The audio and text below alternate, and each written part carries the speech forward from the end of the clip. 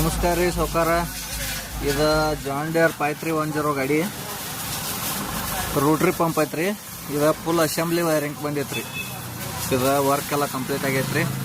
ಗಾಡಿ ಒಯ್ಯಕ್ಕೆ ಬಂದಾರ ಮಾಲಕರ. ವೈರಿಂಗ ಎಲ್ಲೆಲ್ಲಿ ಹೆಂಗೈತಿ ನೋಡ್ರಿ, ಕಮೆಂಟ್ ಮಾಡ್ರಿ. ಎಲ್ಲೂ ಏನೂ ಕಾಣಿಸಂಗಿಲ್ಲ, ಎಲ್ಲೂ ಗಿನ್ಸ್ ಆಗಿಲ್ಲ ವಯರ.